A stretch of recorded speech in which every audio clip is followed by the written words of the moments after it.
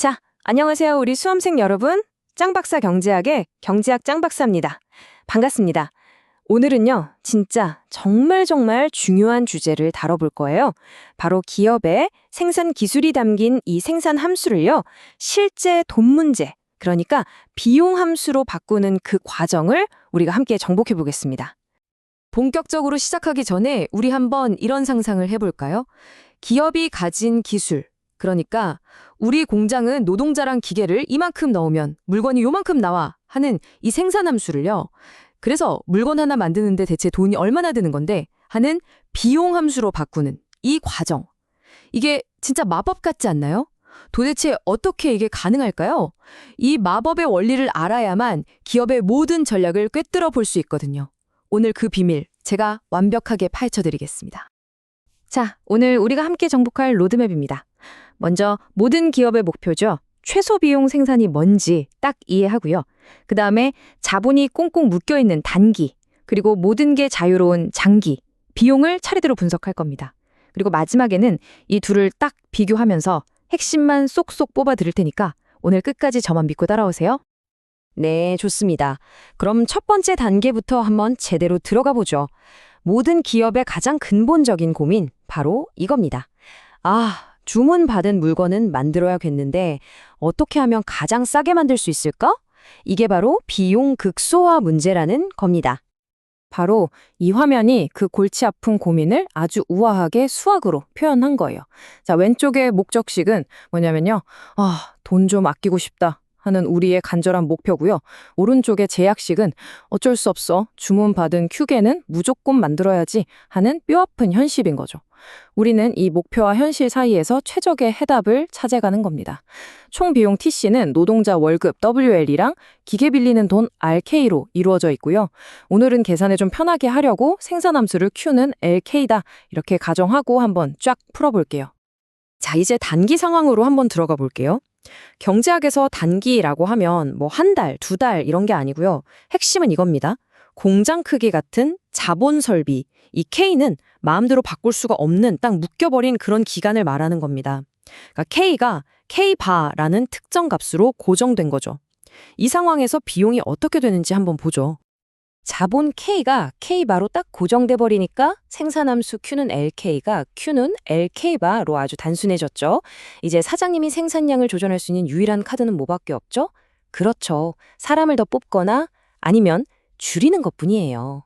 그럼 우리가 목표로 하는 생산량 Q를 만들려면 노동자 L이 정확히 몇 명이나 필요한지부터 계산을 해봐야겠죠? 보세요. Q는 LK라는 식을 L에 대해서 그냥 정리하면 L은 Q 나누기 K가 됩니다. 너무 간단하죠? 근데 이게 왜 중요하냐면요. 단기에는 기업에게 다른 선택지가 없다는 걸 아주 명확하게 보여주기 때문이에요. 그냥 정해진 공식대로 사람을 뽑아야 하는 아주 수동적인 상황인 거죠. 필요한 노동자 수가 목표 생산량과 고정된 공장 크기에 의해서 그냥 자동으로 딱 결정된다는 뜻입니다. 자, 그럼 이제 거의 다 왔습니다.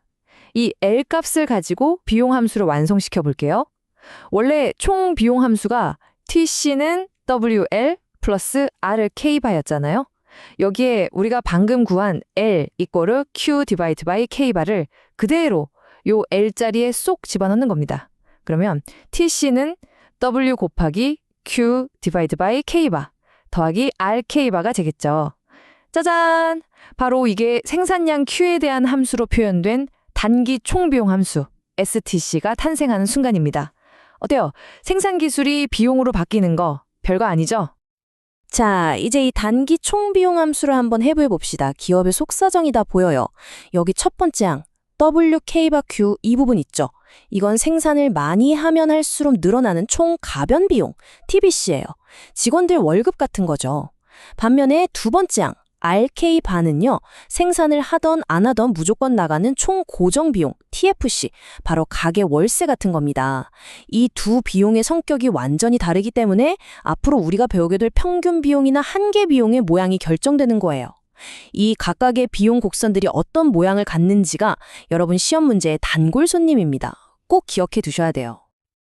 자, 단기라는 족쇄를 이해했으니까 이제 모든 것이 자유로운 장기로 넘어가서 시야를 확 넓혀봅시다.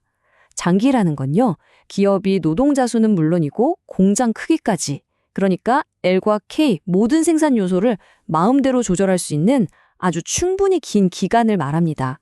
이제부터 진짜 최적화 게임이 시작되는 거죠. 장기 비용 극소화의 핵심, 바로 이 환급률입니다. 한계기술 대체율, MRTS가 요소 가격 비율, W/R과 같아져야 한다. 말이 좀 어렵죠? 쉽게 풀어드릴게요. MRTS는 말하자면 우리 공장의 내부 가성비 같은 거예요. 우리 기술로는 기계 한 대가 사람 2명 몫을 해. 이런 거죠. 반면에 W/R은 시장의 가성비예요. 시장에 나가보니 기계 한 대 밀리는 돈으로 사람 2명 월급을 줄 수 있네? 이런 거죠. 이 내부 가성비와 시장 가성비가 딱 맞아떨어질 때 더 이상 아낄 돈이 없는 그야말로 신의 한 수를 찾은 겁니다. 자, 이 최적화 조건을 살짝만 바꾸면 K는 WVL이라는 식이 나와요. 이 식이 바로 뭘 의미하냐면 기업이 생산량을 늘려갈 게 따라가야 할 황금길, 바로 확장 경로를 보여주는 보물지도 같은 겁니다. 임금 W랑 이자 R이 정해져 있을 때 가장 싸게 물건을 만들려면 노동 L과 자본 K를 항상 이 비율에 맞춰서 투입해야만 한다는 거죠. 자, 그럼 이 황금 비율을 원래 생산 제약식인 Q는 LK에 다시 집어넣는 거예요. 그래서 목표 생산량 Q를 달성하기 위한 최적의 L과 K의 양을 구하는 거죠. K 자리에 W분의 R, L을 넣고 쫙 정리하면 최적 노동량 L스타, 최적 자본량 K스타가 나옵니다. 자, 결과값을 보세요. 이제 L과 K는 그냥 사장님 마음대로 대충 이만큼? 하고 정하는 값이 아니에요. 목표 생산량 Q와 시장의 임금, 이자율에 따라 가장 효율적인 값이 자동으로 계산되는 아주 과학적인 값이 된 겁니다. 이게 바로 장기 분석의 위력이죠. 자, 이제 대망의 마지막 퍼즐 조각을 맞출 시간입니다. 우리가 방금 구한 최적의 L스타, K스타를 원래 총 비용식인 TC는 WL 플러스 RK에 그대로 대입하는 겁니다. 와, 식이 좀 무서워 보이죠? 하지만 걱정 마세요. 이걸 싹 정리하면 정말 놀랍게도 E 곱하기 루트 WR 곱하기 루트 Q라는 이렇게나 예쁘고 깔끔한 형태로 딱 떨어집니다. 이게 바로 장기 총 비용 함수 LTC입니다. 이 LTC에서 파생되는 장기 평균 비용 LAC와 한계 비용 LMC를 보세요. 여기서 단기와의 결정적인 차이가 드러납니다. 단기에서는 공장 크기가 고정되어 있어서 비용 구조가 좀 뻣뻣했잖아요. 근데 장기에서는 모든 게 유연하죠. 그래서 생산량 Q가 변함에 따라서 평균 비용과 한계 비용도 계속 춤을 추듯이 변하게 되는 겁니다. 훨씬 더 다이나믹하고 현실적인 상황을 보여주는 거죠. 자, 그럼 지금까지 머리 아프게 배운 단기랑 장기. 그래서 도대체 뭐가 다르다는 건지 한눈에 비교해서 머릿속에 그냥 각인시켜 드릴게요. 이 표가 모든 걸 말해줍니다. 이 표에 모든 걸 관통하는 딱 하나의 키워드를 꼽으라면 바로 자유도입니다. 단기는 첫 번째 줄처럼 자본이라는 족쇄에 묶여 있고 장기는 그 족쇄가 풀린 자유로운 상태라는 거죠. 바로 이 차이 때문에 두 번째 줄의 최적화라는 개념이 장기에서만 의미가 있는 거고 세 번째 줄처럼 고정 비용이 장기에는 아예 존재하지 않는 겁니다. 이 표 하나만 머릿속에 딱 넣어두시면 시험 문제에서 단기, 장기 헷갈릴 일은 절대 없을 겁니다. 휴, 이렇게 단기와 장기를 완벽하게 비교 정리까지 해봤습니다. 오늘 정말 숨가쁘게 달려왔네요. 그죠? 이제 마지막으로 오늘 배운 내용의 핵심만 다시 한번 짚어드리고요. 우리 수험생 여러분께 힘이 되는 응원의 메시지를 전하면서 마무리하겠습니다. 솔직히 오늘 내용 쉽지 않았죠? 저도 압니다.